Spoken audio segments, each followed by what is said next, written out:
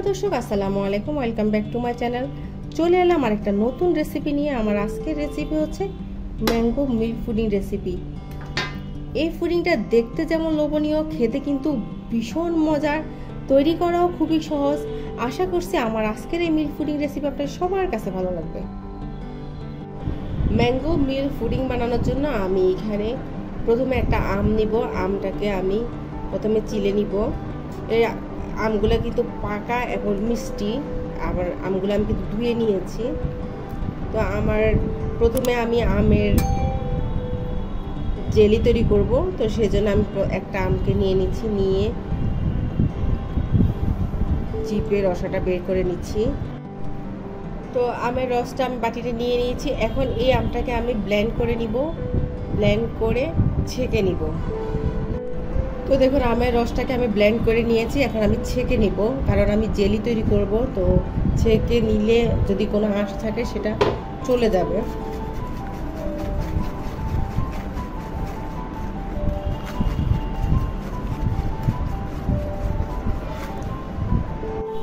তো আমের রসটা ছেঁকে নেওয়ার পরে আমি সরাসরি চুলায় চলে এসেছি। চুলায় এসে রসটা দিয়ে দিলাম, সাথে সামান্য একটু পানি দিয়ে দিচ্ছি।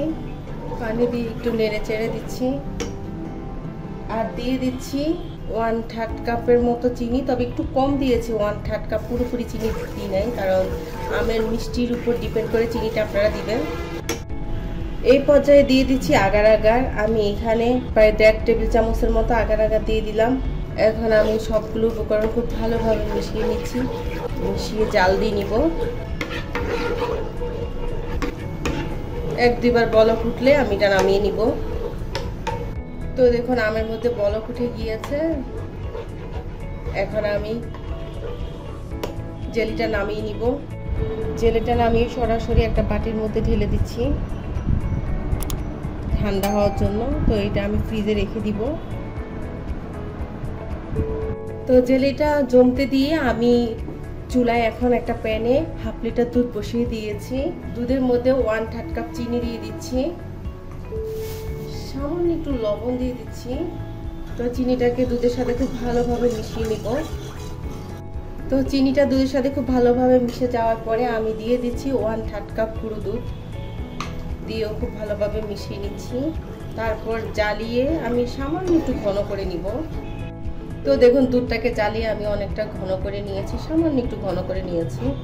তো এই পর্যায়ে আমি আগার আগার দিয়ে দিচ্ছি। তো আমি এখানে 2 টেবিল চামচের মতো আগার আগার দিয়ে দিচ্ছি। আগার আগারটা প্রথমে আমি একটা পানিতে গুলে তারপরে দিব। তো একটা বাটিতে 2 টেবিল চামচ আগার আগার নিয়ে সামান্য পানি দিয়ে আমি খুব ভালোভাবে মিশিয়ে তারপর দিয়ে দিব। আমার পানির পরিমাণটা তখন কম হয়ে গিয়েছিল, তো আমি আরেকটু পানি দিয়ে খুব ভালোভাবে আগার আগারটা গুলে দিয়ে দিয়েছি। গরম দুধের মধ্যে আগার আগারটা সরাসরি দেওয়া যাবে না। তো দিয়ে খুব ভালোভাবে মিশিয়ে নিচ্ছি। মিশিয়ে নিয়ে আরও 1-2 মিনিটের মতো আমি দুধটা জাল দিয়ে নিব। তো আমার দুধটা রেডি হয়ে গিয়েছে। তো আমি এখন এটাকে নামিয়ে নিব। তো দুধটা সরাসরি আমি এখানে একটা মোল্ড নিয়েছি, যেখানে আমি পুডিংটা বসাবো।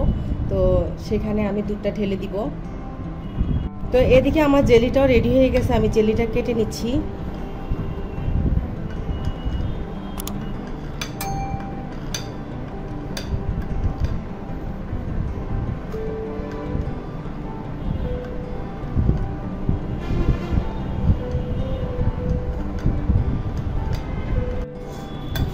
তো জেলিটা রেডি হয়ে গিয়েছে। এখন এই জেলিটা সরাসরি আমি দুধের মধ্যে দিয়ে মিশিয়ে নিব।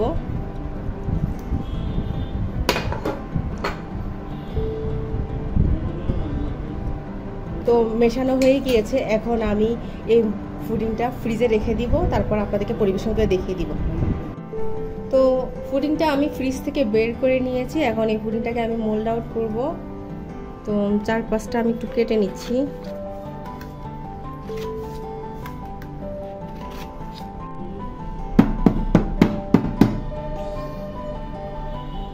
তো খুব সুন্দরভাবে মোল্ড আউট হয়ে গিয়েছে। দেখুন কতটা সুন্দর লাগছে। তো দেখো ম্যাঙ্গো মিল্ক পুডিংটা দেখতে কতটা লোভনীয় লাগছে, দেখতে খুবই সুন্দর লাগছে, খেতে কিন্তু ভীষণ মজার। তো আমার আজকের এই মিল্ক পুডিং রেসিপিটি আপনাদের কেমন লেগেছে, ভালো লাগলে অবশ্যই একটা লাইক দিবেন আর আমার চ্যানেলটাকে সাবস্ক্রাইব করবেন। আজ তাহলে এই পর্যন্ত, সবাই ভালো থাকবেন। আল্লাহ হাফেজ।